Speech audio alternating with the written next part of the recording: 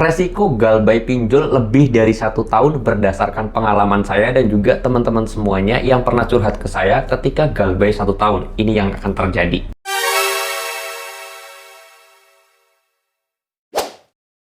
Assalamualaikum warahmatullahi wabarakatuh teman-teman semuanya. Pada kesempatan video kali ini saya ingin membahas resiko galbay lebih dari 1 tahun ya teman-teman semuanya. Dan ingat, perlu digarisbawahi bahwasanya ini berdasarkan pengalaman pertama itu, lalu kemudian yang kedua juga dari beberapa teman-teman saya yang pernah galbay lebih dari 1 tahun. Mereka curhat kepada saya ataupun sharing pengalamannya, dan di sini saya mau bagikan kepada teman-teman semuanya. Dan ingat, terkadang ketika kita galbay pinjol itu mempunyai pengalaman yang berbeda-beda, karena pertama faktor dari aplikasi yang dipinjam ya. Terus kemudian yang kedua juga jumlah minimal ataupun limit yang dipinjam.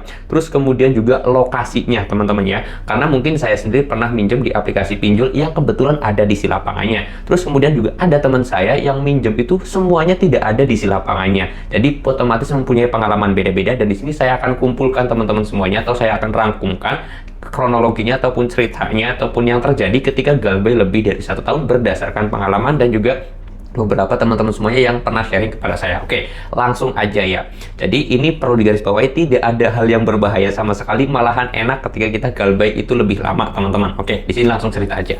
Jadi pertama yang terjadi ketika kita galbay di lebih dari 1 tahun adalah nama kita sudah jelek banget di yang namanya BI checking atau stake OJK.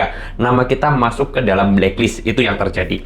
Kedua, itu mendapatkan teror lagi dan ancaman lagi setelah galbay lebih dari 1 tahun. Karena pengalaman saya itu di waktu 8 bulan sampai 10 bulan, itu sampai 12 bulan malahan, itu tidak ada yang namanya teroran dari DC, ancaman dari DC, chat dari DC, ataupun telepon dari DC.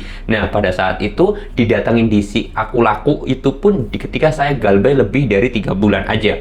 Jadi bulan pertama itu nggak didatengin, bulan kedua tidak didatengin. Kalau teror ancaman WhatsApp itu pasti ada terus ya. Terus kemudian di bulan ketiganya baru didatengin teman-teman semuanya. Nah, ini pengalaman. Setelah itu 6 bulan itu akan ada teroran. Nah, kalau teman saya malahan 3 bulan setelah datangnya di situ tidak ada teroran lagi, tidak ada ancaman lagi, sampai dia 1 tahun baru diteror lagi. Nah, kalau saya 6 bulan lebih itu baru 6 bulan ke atas lah ya. 6 bulan ke atas itu sudah tidak diteror lagi. Nah, yang terjadi malahan adalah itu tidak ada telepon, tidak ada WA, tidak ada email yang masuk dan yang lain sebagainya ketika kita galbay lebih dari 6 bulan. Nah, pada saat itu saya dihubungi di 8 bulanan itu untuk bisa menegosiasikan terhadap bunga dan juga denda keterlambatan pembayaran. Itu negosiasi teman-teman ya.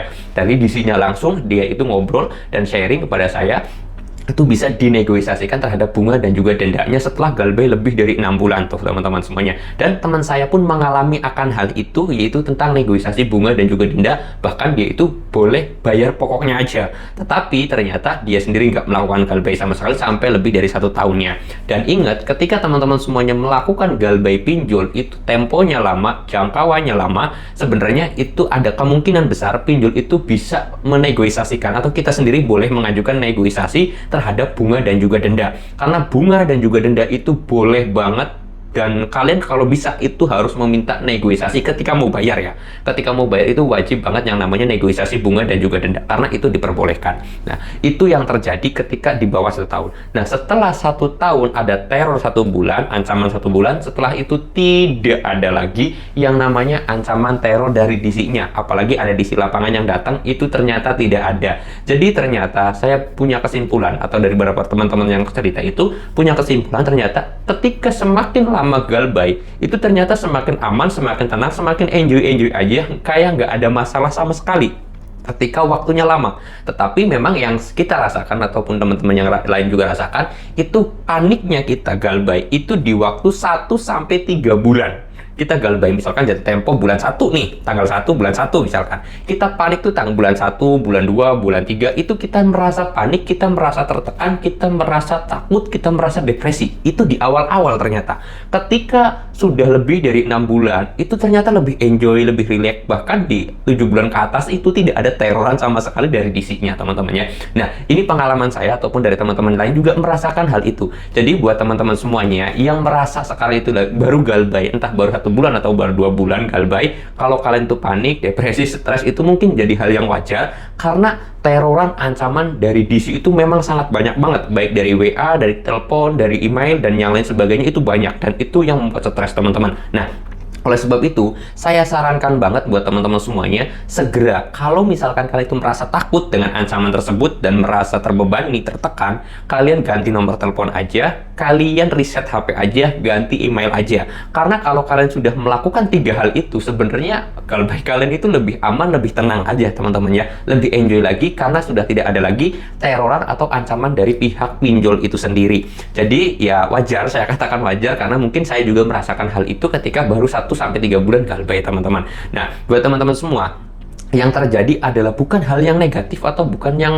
hal-hal yang malah menakutkan atau pikiran kalian itu kemana-mana ketika galbay 1 tahun itu seperti apa, bakal dipenjara, bakal dihakimin, bakal dipukulin. Itu ternyata enggak, ternyata ya lebih enak, ternyata lebih enjoy karena nggak ada teroran lagi, nggak ada ancaman lagi. Karena saya yakin pinjol pun sudah pasrah terhadap nasabah-nasabah tersebut karena sudah galbay lebih 1 tahun. Mereka mungkin sudah punya mental yang kuat dan mereka pun bisa berpikiran bodoh amat dan mereka mentalnya sudah berani. Oleh sebab itu, buat teman-teman semuanya, kuncinya adalah memberanikan mental, memberanikan diri melawan pinjol itu sendiri. Kalau galbay, mantapkan kalian itu galbay. Kalau nggak mau galbay, nggak punya duit, ya sama aja, nanti ujung-ujungnya juga galbay juga. Ya kalian berusaha gitu kan. Nah, saya sendiri ya berdoa juga pada teman-teman semuanya. Memang di satu sisi lain ya harapan dan tujuan kita kan adalah bagaimana kita itu dapat uang yang banyak. Keinginan kita memang di satu sisi lain kita itu punya banyak duit, punya banyak rezeki, punya rezeki yang melimpah agar hutang itu pinjol lunas, kita bayar dengan secara cash total. Kita pengennya punya duit kan, pengen merubah situasi ekonomi kita yang sekarang ini.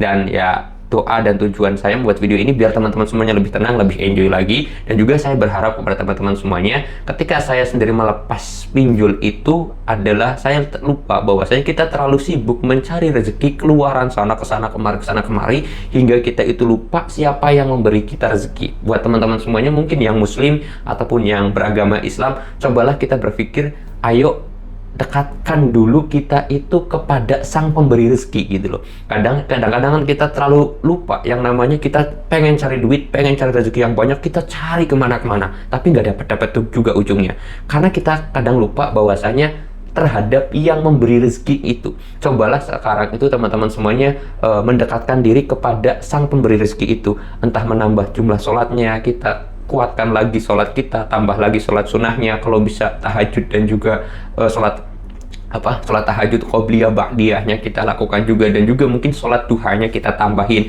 agar menjadi rezeki kita mudah-mudahan diberikan kelancaran, diberikan kemudahan atas segala urusannya. Dan saya berharap teman-teman juga ya jangan sampai lupa terhadap hal itu. Kita terlalu sibuk mencari rezeki kemana-mana, bahkan ke pelosok negeri, tapi kita lupa terhadap sang pemberi rezeki itu teman-teman ya. Mudah-mudahan ya cerita ini ya mungkin bisa saya ungkit juga karena saya sendiri merasa bahwasanya pada saat itu lupa. Akhirnya setelah itu ya kita berubah dan juga berpikir lebih positif lagi, karena saya yakin dalam hati dan juga pikiran teman-teman semuanya, masalah galbay atau tidaknya itu urusan lain. Yang paling penting adalah gimana cara kita mendapatkan rezeki yang banyak, mendapatkan rezeki yang berkah. Kalau udah dapat rezeki yang banyak, rezeki yang berkah, terserah teman-teman bayarin atau tidak, itu teman-teman terserah. Tapi saya yakin dalam hati kecil kalian pengen sebenarnya bayar kalau punya banyak uang. Masalahnya sekarang itu nggak ada uang bang. Nah ya sudah, kita coba dekatkan diri kita terhadap sang pemberi rezeki itu teman-teman semuanya. Ini adalah pesan saya. Dan kalau masalah galbay entah setahun, 2 tahun, 3 tahun atau 5 tahun pun, itu saya yakin sama aja resikonya. Dengan 1 bulan, 3 bulan itu menjadi hal yang paling berat, tapi kesananya itu mungkin akan lebih mudah lagi dan juga lebih enjoy lagi. Tapi teman-teman semuanya, keinginan kita adalah bisa merubah situasi ekonomi sekarang ini. Oleh sebab itu, ayo kita sama-sama saling mengingatkan aja ya, saling mengingatkan. Untuk kita yang muslim, cobalah kita dekat kepada sang pemberi rezeki itu. Oke, mudah-mudahan video ini bermanfaat buat teman-teman semuanya. Kalau kalian suka dengan video ini, silahkan di like. Kalau nggak suka, boleh di dislike aja, nggak jadi masalah. Saya mau tutup dulu video ini dengan kata Assalamualaikum warahmatullahi wabarakatuh.